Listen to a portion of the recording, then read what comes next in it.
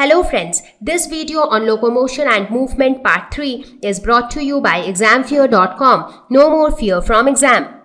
Now we will talk about the different types of movements which are seen inside the body of a human being. Now there are basically three types of movement which are seen in the cells of the human body: amoeboid movement, ciliary movement, and muscular movement. So now in this lesson we are going to talk about all these types of movements. So first we will start with amoeboid movement. Now the name itself suggests amoeboid, that means the movement which is like amoeba. So the way amoeba moves, how amoeba moves, they move with the help of the false feet or the pseudopodia. So there are some cells inside the human body which moves like amoeba. So that movement is called amoeboid movement. Ciliary movement, the movement which occurs with the help of cilia. So some cells of the human body are ciliated, that is they have cilia, and that is why they have ciliary movement. Muscular movement is related to the muscles. So muscles play an important role in muscular movement. So let us talk about all these three types of movement. So as I said, ciliary movement is something related to cilia. As you can see in the picture, muscular movement, when you move your muscles, say whether when you are doing exercise or you are running, so they all involve muscular movement. If you talk about the amoeboid movement, it is like the amoeba. So now let us talk about the amoeboid movement. So this here, in case of amoeba, the movement occurs by pseudopodia. Pseudo means false, podia means the feet. So pseudopodia means false feet. Now how movement occurs in amoeba with the help of false feet? Okay, what is false feet in amoeba? Let us quickly have a look. So let us see how the movement occurs using false feet. Now let us suppose this is an amoeba. So amoeba generally have an abstract shape, no specific shape as such. Now what do?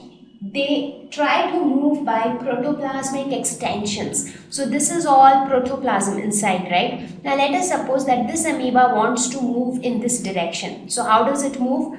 There will be an extension of the protoplasm in that direction. So if you see, it gradually tend to extend. Now as it extends, the entire protoplasm, now the outer part is called ectoplasm and the inner part is called endoplasm. Let us suppose this is endoplasm and this one is ectoplasm. Now the ectoplasm will move forward and the endoplasm will tend to flow in that side. And that is how this actually moves. So gradually it will move this side. Again it will extend the protoplasm and it will move further this side. So that means it will keep on changing its shape and the protoplasm will tend to flow in that direction. So it does not have a feet as such. There is no true feet present, but the protoplasmic extensions act as feet, and that is why it is known as false feet. So it not only helps in locomotion, but it also helps to engulf food. Let us suppose if there is a food particle here, if this is a food particle, now the protoplasm extends in this fashion because it can change its shape. So the protoplasm will extend in this fashion and finally it will absorb this food inside. So it will surround the food completely and then it will take it inside. So that is how it also helps to engulf food. Now the question is, which cells inside the human body shows amoeboid movement? Now the cells in human body which exhibit amoeboid movement are leukocytes and macrophages. What are leukocytes? They are nothing but the white blood cells, and macrophages again, they are also specialized white blood cells and they form a very important part of the immune system. Macro means big.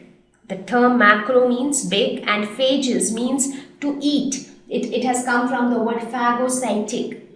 So macrophages are specialized type of WBCs that engulf and digest microbes, cancer cells, foreign substances inside the body, and that is why they are an important part of the immune system.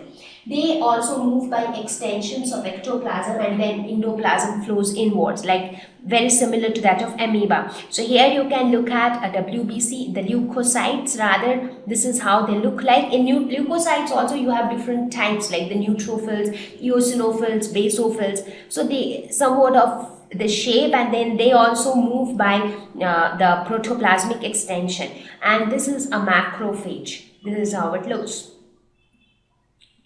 So these are some of the cells inside the human body which moves by amoeboid movement. Let us look at the next type of movement called ciliary movement. As I said, there are certain cells inside the human body which possess cilia. So therefore they have ciliary movement. So these are movement by numerous hair-like structures called cilia. As I showed you in case of paramecium, the small hair-like structures on the outer surface of the body. So they move and therefore helps other substances also move. That is how they help in movement. So the regions in the human body where you can see ciliary movement are the organs which are lined by ciliated epithelium. Now you might ask which organs are lined by ciliated epithelium. One good example is the trachea of the respiratory tract, the windpipe. So what happens when you breathe in air through your nostrils? So let us look at the trachea of the respiratory tract. So here you can see this is the trachea or the windpipe. Now what happens when you breathe in air through the nostrils? So what happens? The air has a lot of dust particles or the foreign particles inside it. So they need to be removed. So how can you remove them? Now this trachea is internally lined by cilia. Now these cilia will act as broom, as I said, broom which cleans the dirt from your house. Similarly, these cilia will move and it will block the dirt particles and the foreign matter to enter inside, and it will push it back towards the upper side. So that is how the lining of the ciliated epithelium helps, and where you can find these type of ciliary movement. So they have ciliated columnar cells present just like the broom. As I said, inside it, this is how you have the ciliated columnar cells. So these are the column-like cells with cilia. So here you have these cilia. Now when you breathe in air, now along with the air there will be some foreign particles. Now these will move and it will actually try to block the foreign particles, exactly what is done by the broom when you clean your house. The next place where you can find ciliated epithelium are the fallopian tubes in the female reproductive system. Now this is how the female reproductive system looks like. So this is your ovary. So this is the ovary. So this is again another ovary because they exist in pairs. And this tube-like structure which connects the ovary with the uterus, this entire thing is the uterus. So this tube-like structure is the fallopian tube. So what is the purpose of the fallopian tube? Now the ovary produces the eggs and the eggs are carried by the fallopian tubes to the uterus, right? So this fallopian tube, they are also lined by ciliated epithelium, and this cilia or the movement of the cilia helps the eggs which are produced in the ovary to move through the fallopian tube, because due to the movement of the cilia, it propels the egg also to move along the fallopian tube. So that this is another part of the human body where you can see ciliated epithelium. Let us now look at the last type of movement, that is the muscular movement. This is the movement that takes place by contraction of muscles.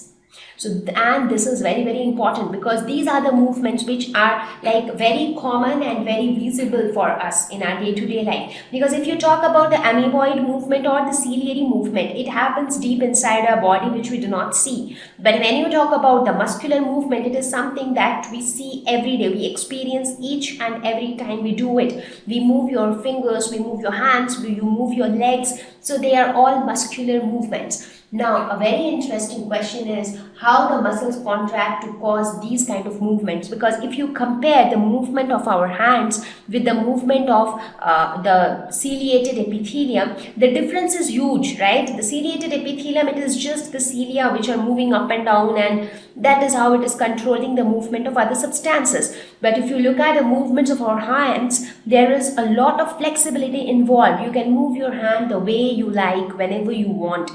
So it is very interesting to know how these kind of movements take place. Now let us look at the regions where we see muscular movement. The movement of limbs, whether we talk about our hands or the legs, When you are playing, you are cycling, you are running, you are walking, you are writing, you are eating. So each and every activity which you do involves a lot of muscular movement. The movement of your jaw, tongue, eyelids, so all small movements, all big movements, which is like evident, they are all caused by the muscles. So whether you open your mouth, whether you take your tongue out, or when you blink your eyelids, so all of them are controlled by the muscles which are present inside our body. Thank you. Please visit www.examfear.com to watch more videos, attempt free online test, get free study material, find tutors and mentors. Thank you once again.